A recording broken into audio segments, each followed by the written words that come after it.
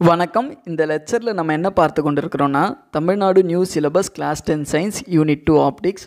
இந்த பார்ட் 4 லெக்சரில் நம்ம என்னென்ன படிக்க போகிறோன்னா, scattering of light, types of scattering, Mie scattering and then Rayleigh scattering பற்றி படிக்க போகிறோம்.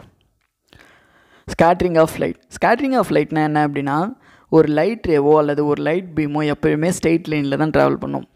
இப்படி இந்த லைட் ரே அல்லது லைட் பீமோட பேத்தில் ஒரு ஆப்ஜெக்ட் இருந்தது அப்படின்னா, இந்த லைட் ரேவோ லைட் பீமோ அந்த ஆப்ஜெக்ட் மேலே மோதி எல்லா டைரெக்ஷன்லேயும் ரிஃப்ளெக்ட் ஆகி போகும். இந்த ப்ராசஸ்க்கு பேர் நம்ம என்ன சொல்கிறோம் அப்படின்னா, ஸ்கேட்ரிங் ஆஃப் லைட், அதாவது ஒளி சிதறல் சொல்கிறோம். ஓகே, இதுக்கு உதாரணமாக நம்முடைய எர்த் அட்மாஸ்பியருக்குள்ளே சன்லைட் நுழையும் பொழுது இந்த அட்மாஸ்பியரில் இருக்கக்கூடிய atoms and molecules of different gases என்ன பண்ணோம் அப்படின்னா, சன்லைட்டை ஆல் பாசிபிள் டைரெக்ஷனில் ரிஃப்ளெக்ட் பண்ணி விட்டுடும். இந்த ப்ராசஸை நம்ம என்ன சொல்கிறோன்னா, ஸ்கேட்ரிங் ஆஃப் லைட்டுன்னு சொல்கிறோம்.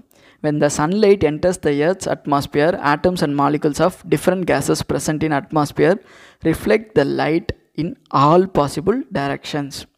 The scattering of light by the particles or atoms or molecules is called scattering of light. Okay, இந்த ப்ராசஸில் ஒரு ஆப்ஜெக்ட் லைட்டை எல்லா பாசிபிள் டைரெக்ஷன்லையும் ரிஃப்ளெக்ட் பண்ணி விட்டுருதுன்னு சொல்கிறோம் இல்லையா. அந்த ஆப்ஜெக்ட் பேர் என்ன அப்படின்னா ஸ்கேட்டர். எந்த ஆப்ஜெக்ட் ஸ்கேட்டரிங்கை ப்ரொடியூஸ் பண்ணுதோ அந்த ஆப்ஜெக்ட் பேர் scatter. The interacting particle which involves in scattering of light is called scatter. So இதுதான் ஸ்கேட்டரிங் ஆஃப் லைட். இந்த ஸ்கேட்டரிங் ஆஃப் லைட்டை depend upon the energy of incident and scattered beam of லைட்டை வச்சு ரெண்டு விதமாக நம்ம பிரிக்கலாம். ஒன்று எலாஸ்டிக் ஸ்கேட்ரிங், இன்னொன்று inelastic scattering. Depend on energy of incident and scattered beam, scattering can be classified into two types. ஒன்று எலாஸ்டிக் ஸ்கேட்ரிங், இன்னொன்று இன்எலாஸ்டிக் ஸ்கேட்ரிங். இந்த எலாஸ்டிக் ஸ்கேட்ரிங்கில் பார்த்தீங்கன்னா incident and scattered beam of light having same energy. Incident பீமும் சரி, scattered beam of லைட்டும் சரி, ரெண்டுத்துக்குமே இருக்கக்கூடிய எனர்ஜி சேமாக இருக்கும். Energy of light will be same for incident and scattered beam. அதை நம்ம என்ன சொல்லுவோம் அப்படின்னா எலாஸ்டிக் ஸ்கேட்ரிங். இன்எலாஸ்டிக் ஸ்கேட்ரிங்கில் energy of incident light beam and scattered light beam are different. இந்த ப்ராசஸ் என்ன சொல்லுவோம் அப்படின்னா இன்எலாஸ்டிக் ஸ்கேட்ரிங். அதாவது எனர்ஜி ஆஃப் இன்சிடெண்ட் லைட்டும் ஸ்கேட்டர்ட் லைட்டும் டிஃப்ரெண்ட்டாக இருந்தது அப்படின்னா அதை நம்ம என்ன சொல்லுவோம்னா இன்எலாஸ்டிக் ஸ்கேட்ரிங்னு சொல்லுவோம். அதுவே எனர்ஜி ஆஃப் இன்சிடெண்ட் லைட்டும் ஸ்கேட்டர்ட் லைட்டுடைய எனர்ஜி சேமாக இருந்தது அப்படின்னா அதை நம்ம என்ன சொல்லுவோம்னா எலாஸ்டிக் ஸ்கேட்ரிங்னு சொல்லுவோம். இதுதான் elastic scattering and inelastic scattering. இந்த ஃபர்தராக இந்த ஸ்கேட்ரிங் எப்படி பிரிக்கலாம் அப்படின்னா, nature and size of the பார்ட்டிகளை வச்சு நம்ம இந்த டைப்ஸ் ஆஃப் ஸ்கேட்ரிங்கை பிரிக்கலாம். அதாவது nature and size of the scatter, அதாவது எந்த பார்ட்டிகள் இந்த ஸ்கேட்ரிங்கை ப்ரொடியூஸ் பண்ணுதோ அந்த பார்ட்டிகளுடைய நேச்சர் மற்றும் அதோட சைஸை வச்சு இந்த ஸ்கேட்ரிங்கை நம்ம ஃபர்தராக கிளாஸிஃபை பண்ணலாம். Okay, depend on the nature and size of scatter, types of scattering can be further classified as my scattering, Rayleigh scattering, Tyndall scattering and then Raman scattering. இப்போது இந்த ஸ்கேட்ரிங்கில் ஒன்று நம்ம படிக்கலாம். Mie scattering. இந்த மை ஸ்கேட்ரிங்கை நம்ம elastic ஸ்கேட்ரிங்னு சொல்லலாம்.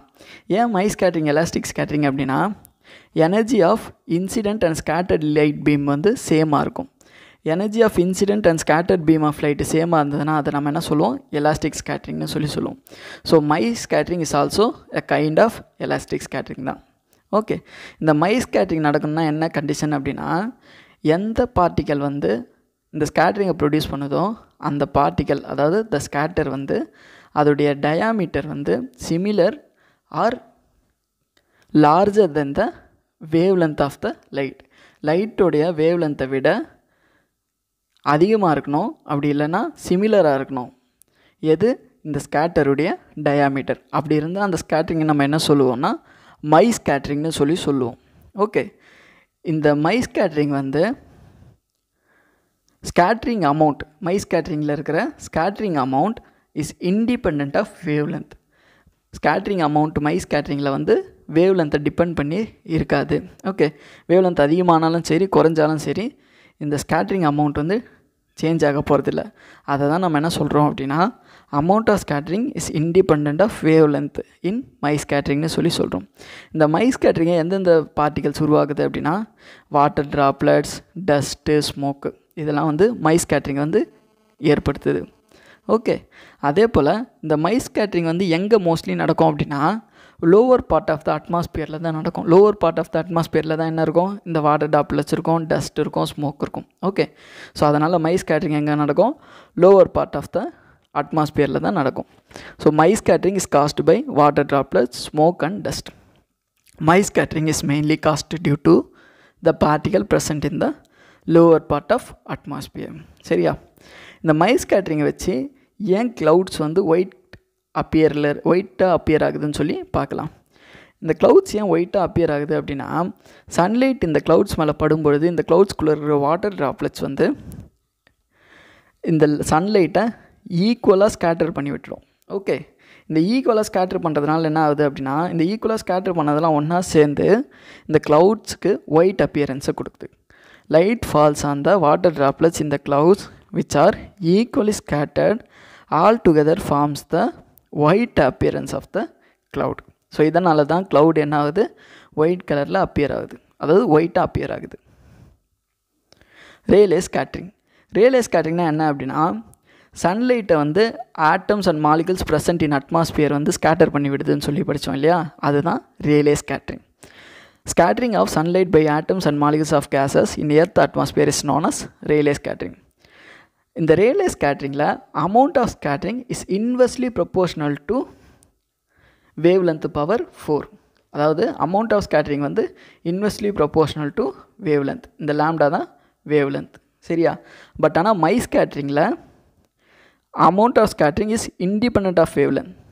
பட் ஆனால் ரேலே ஸ்கேட்ரிங்கில் amount of scattering is inversely proportional to wavelength. அதாவது வேவ் லென்த் அதிகமாச்சு அப்படின்னா அமௌண்ட் ஆஃப் ஸ்கேட்ரிங் குறைஞ்சிரும். வேவ் லென்த்து குறைஞ்சிது அப்படின்னா அமௌண்ட் ஆஃப் ஸ்கேட்ரிங் அதிகமாக இருக்கும். உதாரணத்துக்கு ரெட் லைட்டுக்கு வந்து வேவ் லென்த் அதிகமாக இருக்கும், அப்போ அமௌண்ட் ஆஃப் ஸ்கேட்ரிங் கம்மியாக இருக்கும்.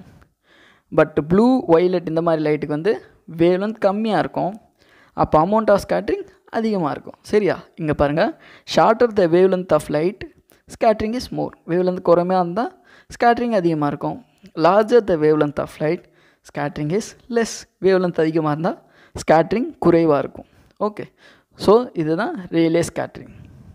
இந்த ரேலே ஸ்கேட்ரிங்கை வச்சு ஸ்கை ஏன் ப்ளூ கலரில் அப்பியர் ஆகுது, சன் ஏன் ரெட் கலரில் இருக்குது, அதாவது சன்ரைஸும் சன் செட் அப்போ சன் ஏன் ரெட் கலரில் இருக்குதுன்னு சொல்லி பார்க்கலாம். Why sky appears blue in colour. இந்த ஸ்கை ஏன் ப்ளூ கலராக இருக்குது அப்படின்னு சொல்லி பார்க்கலாம். இந்த ஸ்கை ஏன் ப்ளூ கலராக இருக்குன்றதை நம்ம ரேலே ஸ்கேட்ரிங் வச்சு எக்ஸ்பிளைன் பண்ணலாம். இப்போது இந்த ப்ளூ கலர் லைட்டுடைய வேவ் லென்த் பார்த்திங்கன்னா கம்மியாக இருக்கும். ஓகே, இப்போது வேவ் லென்த் கம்மியாக இருந்தது அப்படின்னா ஸ்கேட்ரிங் அதிகமாக இருக்கும். இங்கே பாருங்கள், ரேலே ஸ்கேட்ரிங்கில் amount of scattering is inversely proportional to wave length of the லைட்டுன்னு சொல்லி பார்த்தோம் இல்லையா. இதுக்கு என்ன அர்த்தம், வேவ் லென்த் வந்து கம்மியாக இருந்தால் shorter the wave length light scattering is more. Okay, அப்போது ப்ளூ கலர் லைட்டுடைய வேவ் லென்த் வந்து கம்மியாக இருக்குது, அப்போ ப்ளூ கலர் லைட் அதிகமாக ஸ்கேட்டர் ஆகும். ஓகே, அதனால தான் ஸ்கை வந்து ப்ளூ கலரில் அப்பியர் ஆகுது. Blue light has shorter wave length and hence scattered more. This scattering causes sky to appear blue in colour. சரியா, அதே போல் சன்ரைஸ்லேயும் சன்செட்லேயும் பார்த்திங்க அப்படின்னா சன் வந்து ரெட் கலரில் இருக்கும். இது ஏன் சன் வந்து ரெட் கலரில் இருக்குது சன்ரைஸ் அப்போவும் சன்செட் அப்போன்னு கேட்டிங்கன்னா, சன்ரைஸ் அப்பையும் சரி சன்செட் அப்பையும் சரி சன்லைட் வந்து ரொம்ப தூரம் ட்ராவல் பண்ணி வந்து தான் நம்மளை ரீச் ஆக முடியும். அதனால் என்ன ஆகுது அப்படின்னா இந்த ஷார்ட்டர் வேவ் லென்த் இருக்கிற கலர்ஸ்லாம் வந்து ஸ்கேட்டர் ஆகி வெளியே போயிடும், ஸ்கேட்டர்ட் அவே. ஓகே, அப்போ நம்ம கண்ணை வந்து எந்த லைட் அடையும், எந்த லைட்டுக்கு வேவ் லென்த் அதிகமாக இருக்கோ அந்த லைட் தான் நம்ம கண்ணை வந்து அடையும். அப்போது ஆப்வியஸ்லி ரெட் கலர் லைட்டு தான் விசிபிள் லைட்லேயே இருக்கிறதுலேயே வேவ் லென்த் அதிகம். அப்போது ரெட் கலர் லைட் தான் நம்ம கண்ணை வந்து அடையும், ஏன்னா அதுதான் லீஸ்ட் ஸ்கேட்டர்ட். ஓகே, அப்போது சன் எந்த கலரில் அப்பியர் ஆகும், ஆப்வியஸ்லி ரெட் கலரில் தான் அப்பியர் ஆகும். சரியா, during sunrise and sunset light has to travel a larger distance, hence all this colours R scattered away. Since red color has larger wavelength, it is least scattered and hence reaches our eyes. So this is the reason during sunset and sunrise, sun appears red in color. Thank you. Please share this channel with your friends and subscribe our channel. Thank you.